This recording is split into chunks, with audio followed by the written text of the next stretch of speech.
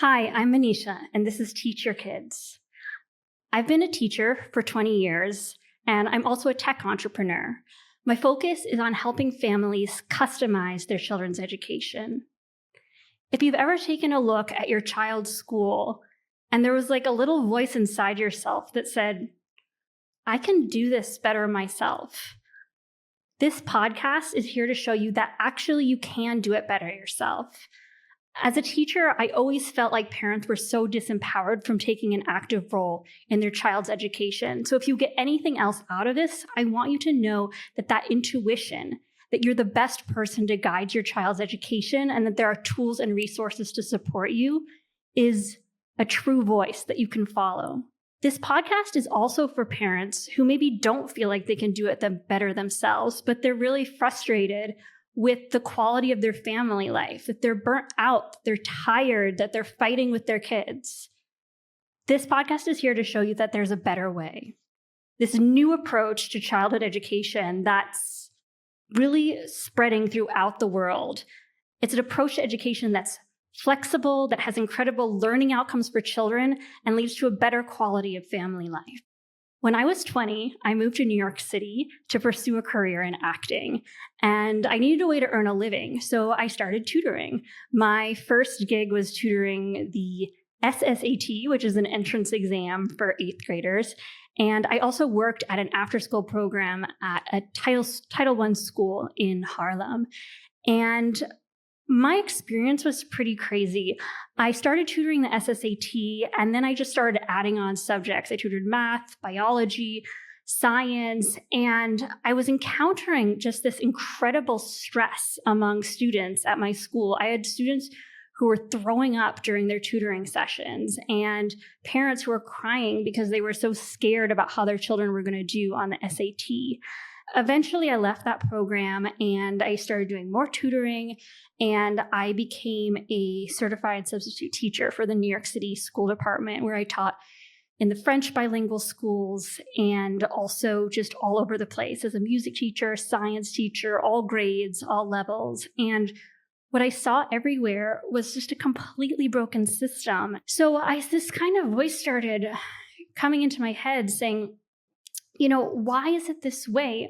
All you really need for a great education is a teacher and a space and a group of students. And this voice started getting louder and louder. I felt like I was really naive, that there must be some reason that education was being done this way, that, it can't be as simple as a teacher and a space and a group of kids. But the more I started saying that, the more I started hearing affirmation for that. And eventually I discovered there were actually a movement of parents in New York who were starting their own homeschool co-ops. What was interesting is that, first of all, the kids were learning, they were having a great time, but even more than that, the parents were flourishing. They were making such wonderful connections with the other parents in the group. It was fun for them. Obviously, they were saving money.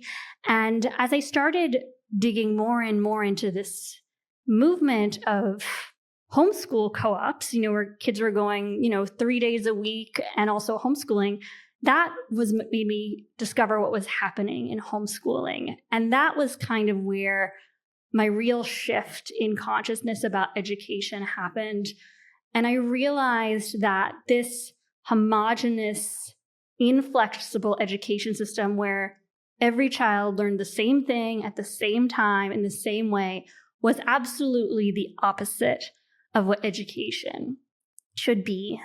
I started digging more and more into this secular homeschooling movement and thinking about how did this happen and what were the implications. And what I realized was our education system had gotten to such a bad place that people who were desperate were starting to invent new forms. And so actually in the last 30 years, there's been a shift in the homeschooling movement where previously people were homeschooling primarily for religious reasons. And then a lot of people started homeschooling because A, they thought they could do it better themselves, or B, they were desperate. Now there's really large homeschooling communities, but there still were communities. And what these people started doing is sharing resources and ideas. So I run a tech company. If you're building a tech company and you have a good advisor, you think about what's the experience of people using this product? What are the archetypes? And you watch these people using your product. You think about, what do they need? How do I make things better for them? And the more you focus and the more you are flexible and willing to evolve what you're offering according to this person's needs, the better, the more successful you'll be. So I start talking to homeschoolers. I talk to hundreds and hundreds of families. First, I started in New York, and then I moved to San Francisco and I joined homeschooling groups there. And what I discovered is that there were patterns in what these people were doing all over the world in the way that they educated their children. There were these commonalities. So they'd actually built a new education system organically without writing down any of the rules. But as it happened, they followed similar schedules. There were similar components. And I started paying really close attention. And what I found was this system of learning, which I call modular learning.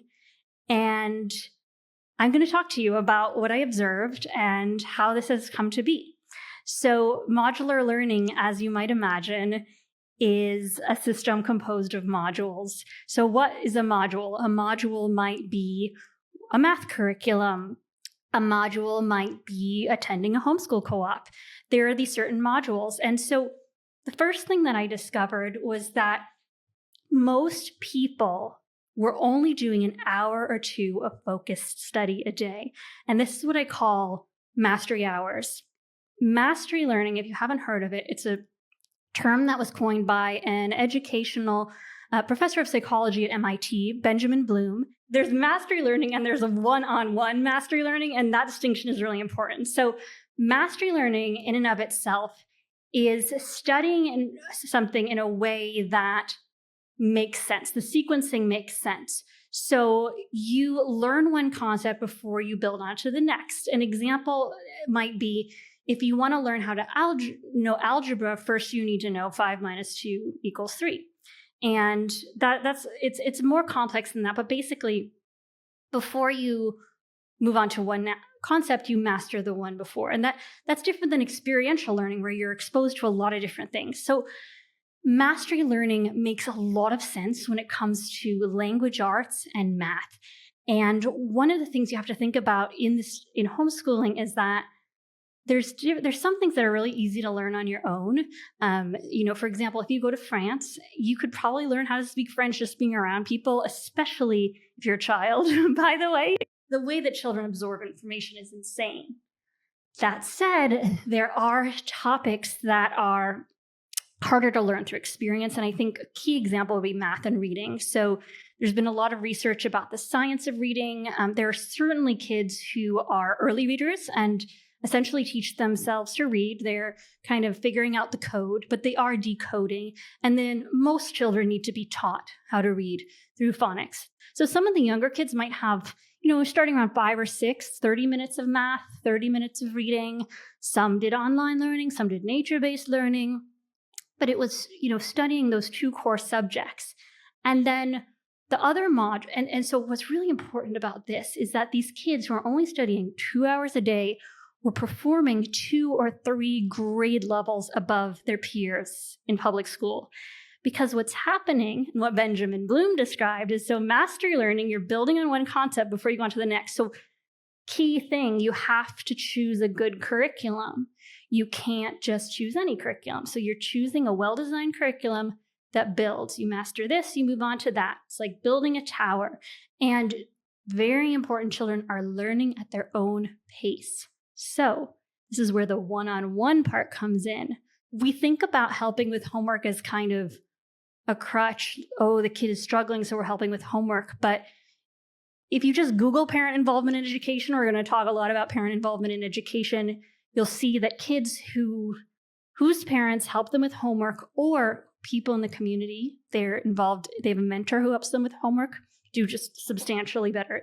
Parent involvement in education is, any PTA, any educational researcher will tell you it is the biggest factor in how a child performs in school. Obviously, when you're homeschooling, you're very involved. Parent involvement in education is the entire involvement. So anyway, so cool. These parents are only spending 2 hours a day. A lot of it is independent study. The parent will chime in when the child needs help. They're choosing a curriculum that's personalized to their child's needs, and they're spending 1 hour a day, 2 hours a day when the child is fresh. This mastery hours module is really key. It's this really incredible thing that's evolved over years and years and years and years of people homeschooling and optimizing. And all these people in these different countries and different places are doing the same thing. No one said you have to spend 2 hours a day in focused study. They're just doing it. So first module, 1 to 2 hours of mastery hours when you're fresh. Some kids do it at 7 in the morning. Some do it at noon. Some do it at 9 p.m. Some families are night owls, but it's a daily thing, usually 4 days a week, doesn't have to be 5, all year round. What do they do in the afternoons? In the afternoons, they go to classes. Some classes might be a skill share, so one parent teaches a class and everyone else participates. It might be something like just a play date. And a lot of families, actually, if you are already homeschooling, you're thinking of ways to meet people. One really popular homeschool activity is park day, where everyone just goes and plays at the park. Or another really good one is when you have a game night. So families, sometimes, especially if you're more of an introverted parent and your child is more extroverted, just every Friday you host a game night. Anyone who can come can come.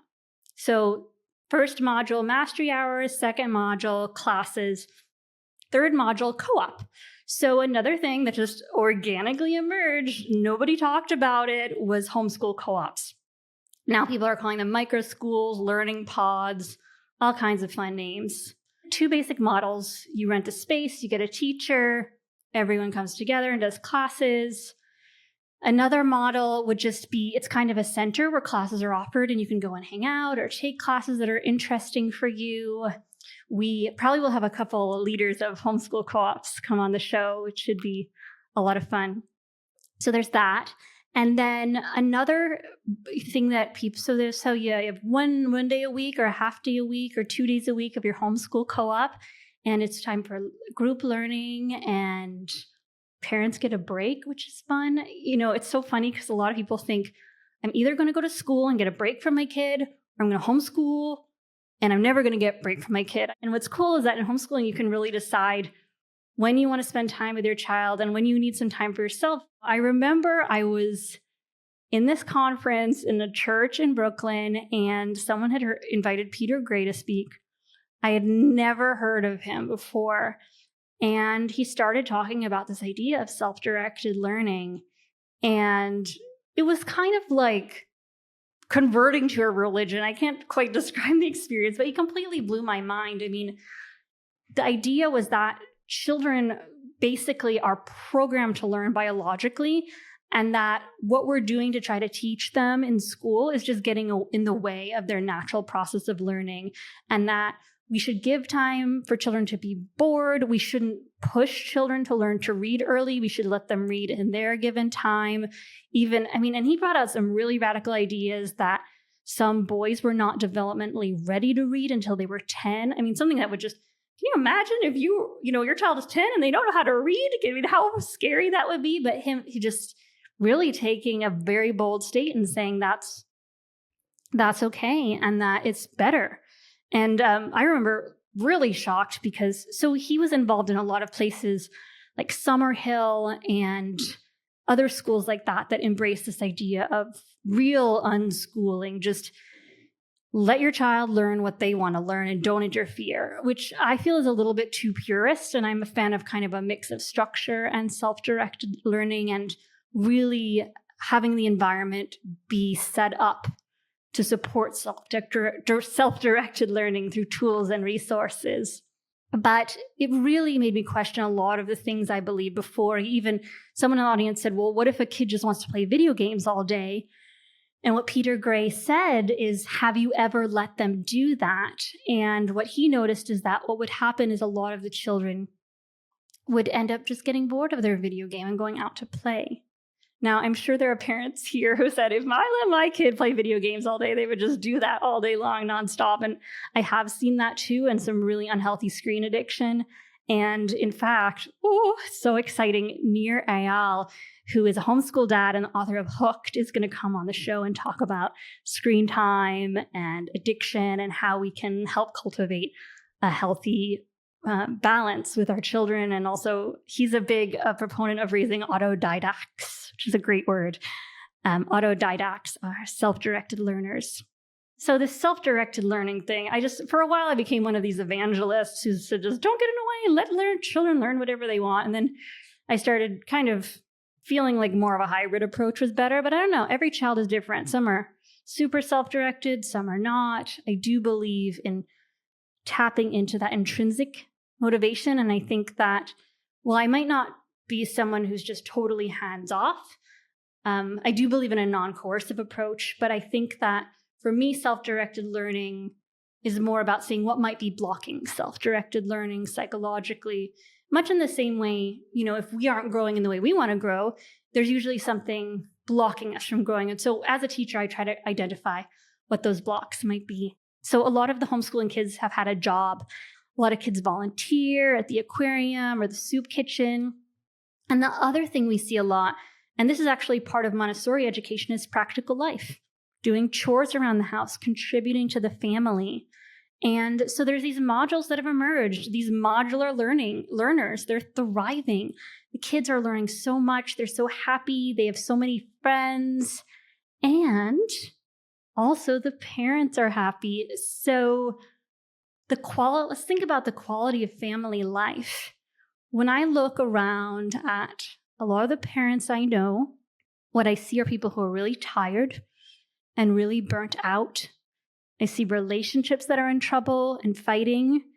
I see people who are angry at their kids. What I see in the homeschooling, in the modular learning community, is that families, and there are definitely homeschoolers who are burnt out. But when you're really doing modular learning well, you do not get burnt out. Why? Because you are customizing every aspect of your life. Remote work is on the rise. Parents do not need 8 to 3 p.m. care. That is not a parent's work schedule. An entrepreneurial parent might need care from 7 to 10 p.m. They might need care Tuesday and Wednesday. They might need care from 10 to 3. They might just need someone helping their kids while they're working. And when you can do modular learning, you can really optimize for these types of things. I mean, one great thing about modular learning is that it's affordable. Homeschoolers make the same income level as any other family in public school. They're not rich. Some of them are rich, some of them are not. A lot of single moms homeschool, a lot of people with full-time jobs, yes. And it's about finding the childcare plan that works for your family. And I think a lot of people don't realize they're actually using school for childcare, and it's not very good childcare. You're basically putting your kid in a room they have to sit all day on their butts, and then you have to pay for after school care, and then you get to hang out when you're exhausted, and you probably just need a break after working for a hard day. So, one of the things that people do is, for example, they will send their child to a co-op 3 days a week, or they'll have a tutor come to their house, or, they'll swap with another family so that the kids play and they work at their house, and the kids play and work at the other house. That is a really important factor. When you're trying to optimize your child's education, also think about optimizing your own well-being. And I would say most of the myths about homeschooling are pretty inaccurate. It's very social. Parents are totally equipped to teach their own kids. I mean, we talked a little bit about mastery learning, but there's a million other reasons. There's so much. One of the things is that there's so much technology and learning materials that have arisen in the last couple of years. So a lot of that is untrue, but I do see a mistake a lot of people make is that one parent is kind of responsible for all the homeschooling, and they're trying to make it just like school, and they're not thinking about themselves. They're just thinking about the kids, instead of saying, hey, there's all these modules we could choose from: homeschool co-op, babysitting swap. Maybe we could hire just a babysitter and she could watch a bunch of kids a couple days a week. And instead of, and then they'll say like, oh my goodness, it's been 3 months. Do you think I can have a day to myself? Is that something I can actually ask for when I'm the person who's supposed to be teaching the kids? And that does not work. So if you're doing modular learning, ideally, you're not just optimizing for, okay, so this is something I like to say a lot. In school, we do socialization, childcare, and academics all in one spot together. We mush them together, and we do pretty poor quality childcare, 1 teacher to 30 kids, not getting really great care, lots of bullying, violence, all that stuff. In terms of socialization, I don't really see how having 30 kids all the same age who didn't necessarily choose to be friends sitting with only 30 minutes of recess is a great way to learn how to socialize. I think kids need to be around mixed ages. They need adults around to help guide them and learn how to socialize. So not doing very well on that front, school. And then the third thing, so we have childcare, nothing in line with the modern day family schedule, and then group teaching, everyone being taught in the same way at the same time. Not great, but with homeschooling, you can just take those elements apart, and as these modular learners have done, we optimize childcare. I think I'll be an entrepreneur, an investor, or I'll teach from home, and on Thursdays, parents will swap and I'll get 3 hours to myself. Or on Wednesdays, I'll send them to this co-op while I do my job. And, maybe on Fridays, I want 10 hours of care. There's all this really creative childcare going on. And it can be a little bit daunting to start that from scratch, but a lot of these communities already have systems that have evolved. And then, if you compare what you're spending on after school to this ideal childcare model, might be better. I mean, honestly, if you have 3 kids and you're sending them all to private school, you're definitely better off hiring a teacher, and then you get great childcare. So childcare, you can do much better. You can really think about your own needs. How much time do you want to have with your child or away from your child? How many resources do you have? And again, you do not have to be rich. I saw this lovely story on a Reddit homeschooling group. A lot of single moms homeschool, and this mom, she just did not have any money. It was really below minimum poverty level, and she found this farm in Bolivia, and they were looking for volunteers, and she brought her daughters there, and they started working the farm, and there was this whole community to help raise her kids. They got to live there for free, and it was incredible. Learned Spanish. I mean, amazing, right? So there's a lot of people are digital nomads. If you're a world schooler, you can move to Croatia or Greece. Cost of living is much lower than a lot of places in the US. So there's all this really great things you can do to optimize your own well-being. And I feel like it's really important parents keep returning to that. How can I be happier? If I want to spend time with my kids, how do I get that time as a family? And if I need more time alone, which is so legit, how do I find that time to myself? Yes. And also spend time. If you do have a partner, there's a lot of single moms and single dads, I think. I honestly haven't met a single dad who homeschools, so I shouldn't say that, but I'm sure that he's out there. You should say hi. We'll have you on the show. But you can definitely make it work and make a much better childcare situation for yourself. And then with the one-on-one mastery learning, it's great, with all the curriculum, can really work out. So that brings us to the last module, which is family time. And sadly, we don't really get a lot of time together as a family. We have these children and we love them and we send them away to school. What if we didn't do that? What if we spent time with them? Why are we sending them away to school? And a lot of parents will say, well, they must be doing something better. Well, what is that thing? Can you tell me that thing? And then they'll say, okay, well, I'm not a math person, so I can't teach them math. I don't know if your kid's teacher is a math person, but that's another topic. But one of the things that is cool is that because homeschooling is growing, all these tools and resources have emerged to support homeschooling and technology in particular.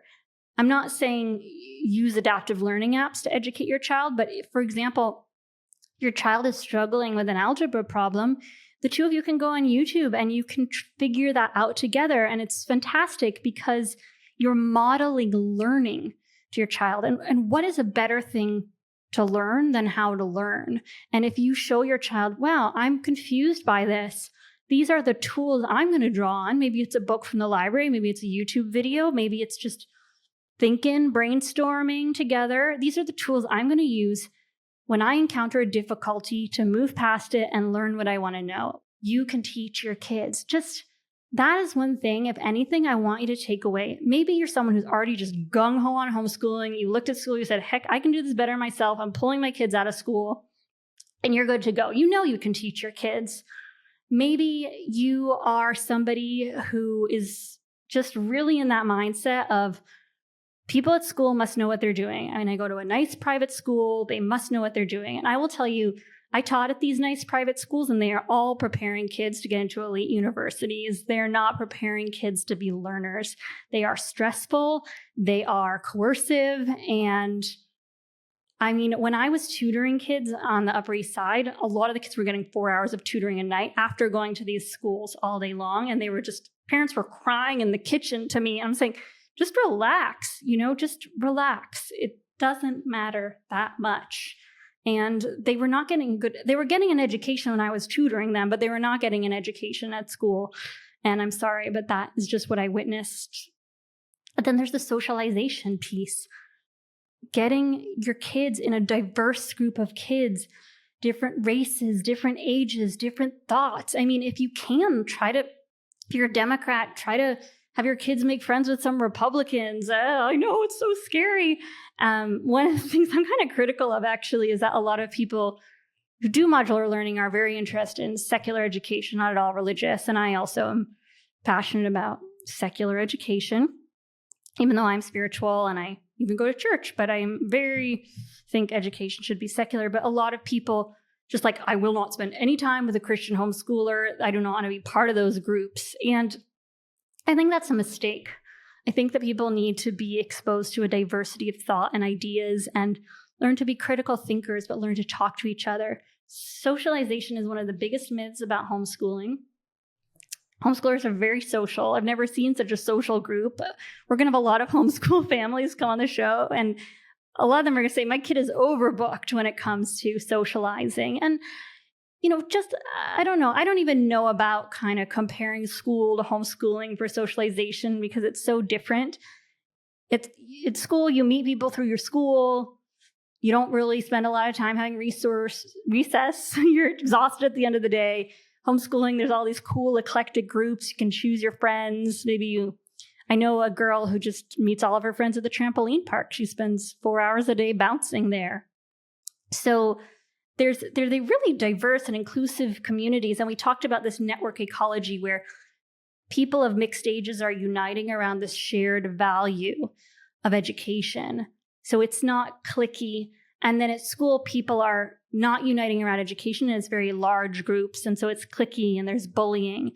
The other really significant thing about homeschooling, and Gabor Mate wrote about this with Gordon Neufeld in a book, talking about how this idea of a peer culture has only emerged since the 50s. So people think that kids learn how to socialize from other kids when in fact they learn how to socialize from adults. Children should learn how to socialize from people who know how to socialize, not from people who don't know how to socialize. I mean, you wouldn't learn math from someone who doesn't know how to do math. I mean, you wouldn't have your kids if your kid's 8-year-old friend was better at math than your kid, they could be a great person to teach them math. But it doesn't really make sense that kids learn to socialize just kind of being thrown into this group of kids the same age. The other thing that's really important is a healthy attachment with your parent.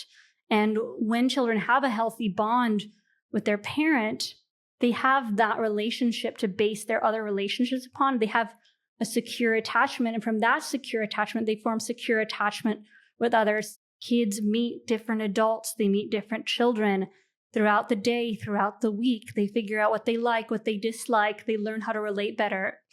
If you have this fear that homeschoolers are not social, I highly encourage you to start talking to some homeschoolers. We'll definitely have some on the show, and you'll be extraordinarily amazed at how poised, articulate, kind these homeschoolers are. As we mentioned, they often do work experience, volunteer, really extraordinary. So, what do you think? Can you teach your kids? Are you somebody who's already excited to do that and just needs some tips on how to start? Start slowly. 1 or 2 hours of mastery learning. Are you someone who is going to school, you just feel like they must know better? Every now and then I think, why am I so hard on the education system? They must know what they're doing. Something must be right. And then I step back into a classroom and I can't believe what's going on in our classrooms. I can't believe we're subjecting kids to this poor quality of education, poor quality of social life, where they're being teased and bullied and harassed and yelled at by their teachers and taught the most boring lessons that have absolutely no relevance to their lives, and not being taught things that are actually important, like financial literacy, data analysis, if they're artists, how to make a living as an artist, really deep conceptual understanding of math, like Beast Academy is this incredible math program where kids are learning concepts. In school, they're memorizing formulas. I mean, unbelievable. And if you really think I'm too busy, I have a full-time job, I could never even consider this. Is that true?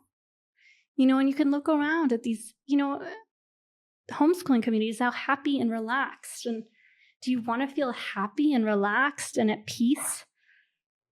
Do you have to feel stressed out and tired? Or is there a different way that things could be done? Because what I see is that these homeschoolers are relaxed and happy and at ease and flourishing financially and doing things that they love. The parents are fulfilled. The children are learning. People are communicating well. There are just so many tools that have been designed by homeschoolers for a large part, specifically to support parents educating their kids at home. And there's opportunities for world travel and collaboration. And so that's good. All of that to say, teach your kids is about opening up the possibility to you that you can teach your kids. Maybe you teach your kids and they're also going to school. Maybe you decide you're going to teach your kids more in the summer. Maybe you decide that this is for you. You're going to give it a good go and figure out how to become a modular learner and become involved in this incredible community of families that has evolved over so many years. We're going to be talking about how to build a healthy bond with your child. We're going to talk about different teaching techniques. We're going to be talking about what to do when you feel burnt out, when you have a conflict with your child. There are strategies, simple strategies that you can do to work with that. So we're going to talk a lot about diversity. We're going to talk about racism and how schools perpetuate racism and how modular learning fosters critical thinkers. We're going to talk about learning how to process all this information. We're going to talk about screen time. So many times we're thinking, no screen time, all screen time. What about quality of screen time? What about different kinds of children, how they relate to screen time? All of these different dimensions of learning that we never get an opportunity to think about. We're going to talk about how to hire teachers and connect with teachers, how to get free tutoring, every single aspect of raising your child. And I'll also just say, some people say, can I homeschool and also send my child to school? For some, school is a really valuable social and childcare environment for kids. That's awesome if that's your case. And you totally can. You can be a modular learner. You can believe in self-directed education and year-round schooling and parent involvement in education and use public school as a module. And most importantly, we're going to talk about, well, not most importantly, the most important thing here is you and your child. And everyone is different. And that's why modular learning is so exciting. Everyone is different is kind of cliche, but in my years of teaching, I've also learned it's quite true. Everyone has a unique situation and unique challenges to address. But what's exciting is that with modular learning, there's a lot of room to change and evolve your situation. Whereas when you go to a traditional school, you're kind of stuck. There's only so few things that you can change, but here you can change a lot. And freedom is really scary too, but I think that we're going to be able to help you on the show to learn how to make changes in a way that makes sense and are at the right rate for you to move towards happiness and wholeness in your family. And if you don't have the resources that you need to do that, how to get access to those resources and support. And if you have all the resources in the world, what can you do to build the dream education for your child? and the dream life for your family so that you're not frustrated and stressed and sad, but you're happy, your child is learning, and you get to learn too, because that's when your child is learning, it's opportunity for you to also learn new things as they learn. So we're going to go over all of that, and hopefully modular learning is going to evolve as we start talking about it too, and we'll become part of the movement and help develop these patterns. We're also going to be talking about the future of education, because I believe that in 10 or 20 or 30 years, our education system is going to look very different. Before COVID hit, my experience of the education system was that it was very rigid and inflexible, and I just had this sense, rigid things break. Brittle things break. I kept on saying this, and I kept on thinking, this education system is going to break. And what do you know? COVID-19 hit and it broke. That's not proper grammar. All of a sudden, overnight, the entire thing collapsed. But modular learning doesn't break because it's evolving. It's strong. And our world is evolving very fast. So it's important that we can have education that can evolve, and kids who are strong and who are able to adapt well to a changing world, and that we're able to adapt well to a changing world, whether that means learning how to build AI, or whether it means how to build small farms if there aren't enough resources available. We don't know what kind of skills we're going to need to be happy and healthy and whole in the future. And if we have really brilliant children, all children are brilliant, and I don't just mean that as a cliche. I think everyone has really unique potential and gifts, and the human mind is extraordinary. How do we optimize our child's learning so that they're not, if they can learn this much, why are they learning this much? And if your kid is in second grade and they're reading at a 10th grade level, why do they have to be reading these second grade books or be given idle homework? Why? What's the point of that? We're going to be talking about this new education system, and what I think education is going to look a lot like is a big decentralized school system where, rather than everyone going to school at one place at one time using the same curriculum, which really does not make any sense at all if you think about it, people are going to be choosing from all of these different types of offerings, from classes and tutors and electives, and there's going to be funding so everyone can have access to the best resources. And as we learn about children's psychology and their new advances in the field of education, we're going to be able to immediately apply those into our child's education. A crazy example of this, I think 50 years ago, there was this really extensive study about how, play is such an important part in children's learning. And only now are we talking about bringing more play-based learning into the classroom, even though we learned that so long ago. Now everything we can learn, we can start implementing right away when we're doing modular learning. So that flow of information that we see in the modular learning community can be part of our learning. So I think we're really going to start moving education in that direction. The homeschooling population is growing astronomically. And as those communities grow, even more social opportunities emerge. As it becomes less of a weird thing to do, the people who kind of wanted to do it anyway, but were a little bit more susceptible to peer pressure, are going to start doing it. And so it's time to get on the bandwagon if you really want your child to have the best education possible. And hopefully we together can be part of building this movement towards a more compassionate, more equitable, accessible education for all of our children. It's my dream that this kind of education will be available to every child, joining together, sharing ideas, passing that along, growing, and it continues to grow. And I welcome you to join us. Teach your kids.